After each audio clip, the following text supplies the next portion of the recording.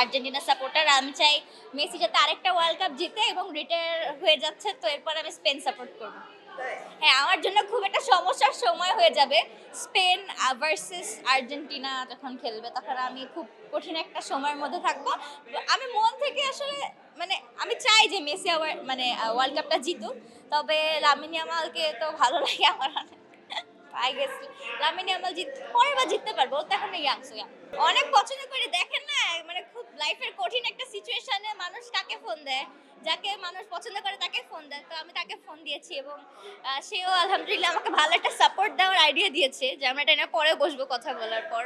তিথি তো আসলে হৃদয়ের প্রেমে হাবুডুবু খাচ্ছিল নাটকটায়, ভালোবাসার গল্পে। তো মানে আমি এরকম character for the first time play করেছি এবং আমি জানি না আসলে কতটুকু ভালো করতে পেরেছি। দর্শকের তো খুব ভালো লেগেছে, তবে আমি খুব নার্ভাস ছিলাম এরকম ক্যারেক্টার করার আগে, কারণ কি আমি তো করিনি আগে। তো পরে দেখলাম দর্শকের খুব ভালো লেগেছে। আই গেস আমি ভালো মতো পোট্রে করতে পেরেছি। All time Roma, you are so All Time Roma. Taste it, love it. ভালো ছিল স্টোরিটা। অবভিয়াসলি আমাদের ডিরেক্টর রিঙ্কু ভাইয়া খুব ডেডিকেশন দিয়ে কাজটা করেছে এবং ইয়াশ ভাইয়ের সাথে অ্যাক্টিং করতে তো অলওয়েজই ভালো লাগে। আর তুজিনী আপু তো আমার আপু।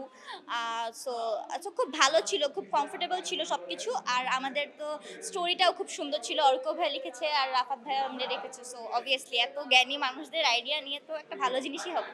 ইয়াশ রোহান ভাইয়া আর হচ্ছে খায়রুল বাশার ভাইয়া দুজনকেই খুব ভালো লাগে। ওনারা অনেক সুইট এবং আমাকে অনেক আদর করে এবং আসলে আমি যাদের সাথে কাজ করেছি সবাই আমাকে অনেক আদর করে আলহামদুলিল্লাহ, আমি জানি না।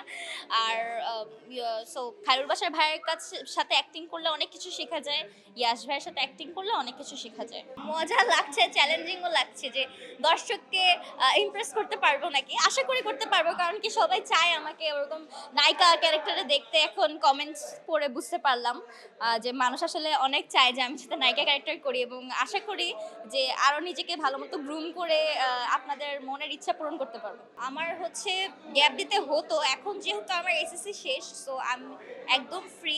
আর এসএসসির পরে তো কলেজ, সো আমার মনে হয় না স্কুল টাইমটা যেহেতু আমি পার করে এসেছি যেখানে মানুষের আরও বেশি কষ্ট হয় পার করতে, ওইটা পার করে আসার পর আমার কাছে মনে হয় যে আমি সামহাও ম্যানেজ করে ফেলবো কলেজ।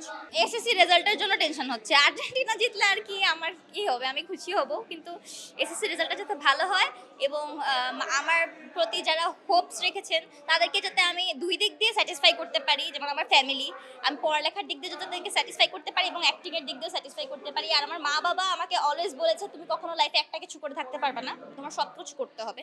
সো এই জিনিসটা আমি খুব বেশি অ্যাপ্রিসিয়েট করি, কারণ কি আমার বাবা আমাকে গিটার শেখা, তারপর নাচ শেখা, গান শেখা সব কিছু আমাকে শিখতে দিয়েছেন এবং আমার ফ্যামিলিতে আমার বাবার এই বিষয়ে ফুল সাপোর্ট ছিল আর আমার মারও এই বিষয়ে ফুল সাপোর্ট ছিল। সো আমি এটা খুব অ্যাপ্রিসিয়েট করি, কারণ কি তখন কি হয় যে মানুষের মেন্টাল হেলথে কোনো প্রেশার পড়ে না যে আমি একটা জিনিস চাচ্ছি, আমার বাবা মা আরেকটা জিনিস চাচ্ছে। সো আমি চাই যে আমি যাতে আমার বাবা মাকে দুই দিক দিয়ে স্যাটিসফাই করতে পারি। এই জন্য আমার জন্য দোয়া করবেন অবশ্যই।